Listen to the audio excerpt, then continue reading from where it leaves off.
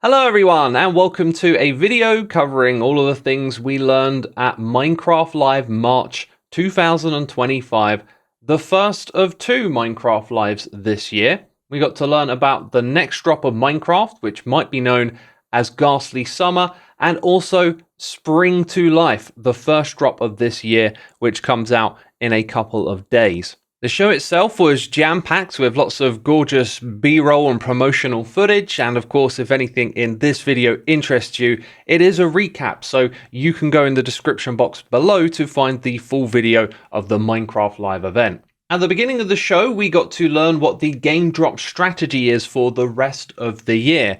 It's now been confirmed that there's going to be 4 of these this year, as well as 2 Minecraft live shows, which we already knew about. But thanks to these visuals that we've got here, if we were to overlap these calendars, you can see that after this Minecraft live event, we're going to get 1 drop. And it looks like the strategy will be the same for the show that they do in October. So this aligns with the spring, summer, autumn, and winter drop strategy. You might also notice there are some numbers written on Jeb's whiteboard. However, I think these are just visual aids and nothing to be read too much into. So following that, we got to learn the name of the first drop of this year, which is Spring to Life, and it's coming out March the 25th, which is just 3 days away, and that's a Tuesday. It'll be released across all platforms. This is the update that we've experienced a lot of already through the snapshots released earlier this year. It includes the decorative blocks like leaf litter, wildflowers, the firefly bush, the regular bush, and the cactus flower, as well as the grass variants found in desert biomes. There are of course the new mob variants for cows, chickens, and pigs. They're warm and cold variants, which can be found in the hotter climate biomes and the cold ones respectively. This update also focused on adding a lot of new sounds, and we got to learn that the wolf variant sounds are actually dogs which were recorded during a visit to a daycare center. The update also has a focus on ambient desert sounds, allowing players to manipulate the sound of the environment around them by placing and removing particular blocks. The spawn eggs got retextured so that you could actually tell them apart from one another, because of course they keep adding more mobs to the games and the colors on the old system are starting to get a little too similar to one another. The lodestone had its recipe updated, so it's much friendlier for a player to craft, as it now needs an iron ingot instead of a netherite ingot. Cartographers also got new maps which would help you navigate between the different biomes found in a Minecraft world. And let us not forget the Wandering Trader, which also had many of its trades updated too. The show, however, came with this absolutely amazing element animation. The humor here is spot on. The music was great too, and there was even a heavy metal section, which I 100% approve of, and if there is any reason to go back and watch the VOD of Minecraft Live, it is definitely this section right here. I enjoyed this a heck of a lot, I reckon you will too. After this, we were treated to an exclusive scene preview from the Minecraft movie, but what you're looking at right now isn't the movie, of course. It's a Minecraft Live event heavily themed around the movie. This is probably taking place on the Bedrock platform where these events usually take place. It looks like a lot of fun, and it takes place until April the 7th. There are a bunch of quests that you have to complete, and if you do that, you can get your hands on a fancy new cape design. And considering that the capes are now seamless between Java and Bedrock, I'm going to assume that you'll be able to bring it over to the Java edition too. But yeah, if you've got Bedrock and you're looking to have some fun, it starts on Tuesday and runs until April the 7th. Now, the next announcement revolves around something the art team have been working on for a long time. They actually first joined the game back in the World of Color update, and this is essentially going to be official shaders for Minecraft. It's going to be known as vibrant visuals.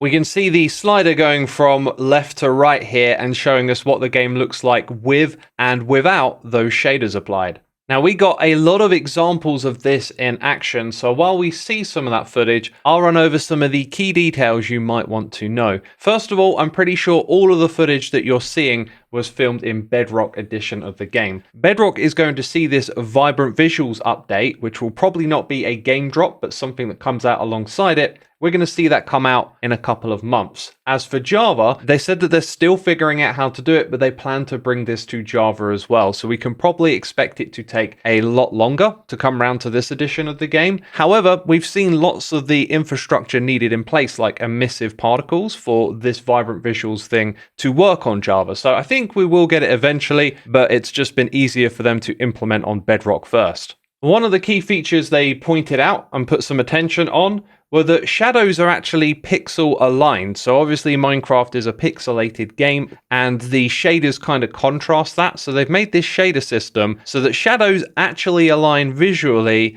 with the pixels on blocks, which I think is a really cool attention to detail thing. You can also see that this works with the sunlight reflecting off the water too, which can create some interesting visual artifacts in a way. But overall, I really like this. I'm not too keen on the emissive textures in the deep dark, and as someone who doesn't normally like shaders, it feels like they've approached this in a really Minecrafty way, and it'll be a lot of fun to see our worlds with these default shaders on. Which I should point out, it's an option to play with it and it's not a requirement. So if you're playing multiplayer, one of you can have this on and another player can have it off. All right, now it's time for the big one. What's going to be in the next Minecraft drop? Well, there is a theme being established here that these drops revolve around existing Minecraft features, revisiting them and enriching them. And this one revolves around a new block linked to a mob that's been in the game for a long time. You can find this in the Soul Sand Valley, located at Bone Fossils, and it is the dried Ghast.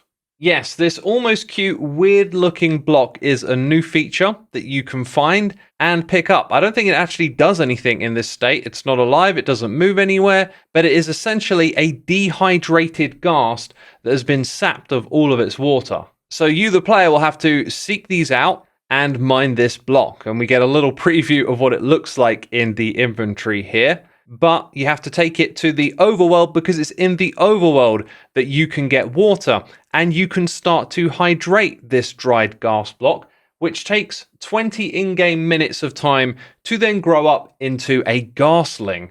It emits green particles to show you that it's slowly growing up, and its face will actually slowly turn into a smile while it does that. But eventually it hatches into the Ghastling, which is unbelievably cute and adorable. It looks like it's about a block and a half big. It's got a sweet smile. It's got those pinkish looking gills on the side of it. And it comes with some cute sounds, as you can imagine. Its behavior is player friendly too. It will either follow a player or a nearby mob until it gets bored. So it won't be difficult to stop this thing from flying away, as it will be attracted to the player.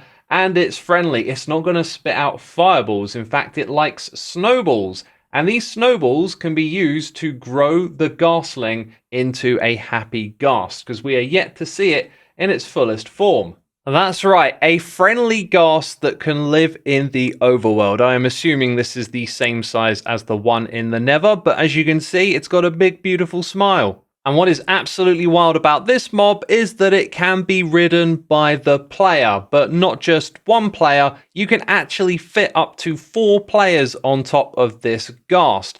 You craft a saddle using glass, wool, and leather. You can put that on top of the happy Ghast, and then you can fly on top of it across the overworld, which is an absolutely amazing mid-game flight option because, of course, the Elytra is endgame, and it's got a couple of other really powerful features too. We will cover more details in a moment because this ties into the new location bar that we recently learned about. This is a bar that appears above your XP meter so that you can locate other players in a world. And as you can imagine, this will tie in nicely with the Ghast if you're flying through the skies looking for your friends. You can look at where the XP meter is and you can see indicators for the other players who can then join you on your flying Ghast. I genuinely think this might be one of the best features we've had added in a while because it's going to be useful for other things too, like building. You can actually stand on top of the Ghast and park it. So if you want to build on the underside of buildings or create things in the sky, you've got a movable platform to stand on and you can bring your friends along with you at the same time. I think it's all just pretty fantastic. So yeah, dried Ghast from the Nether, take it to the overworld, turn it into a Ghastling, and then grow it up into a happy Ghast that you can ride. Now they also shared some footage of this with the Vibrant Vigils turned on, so let's check that out for a moment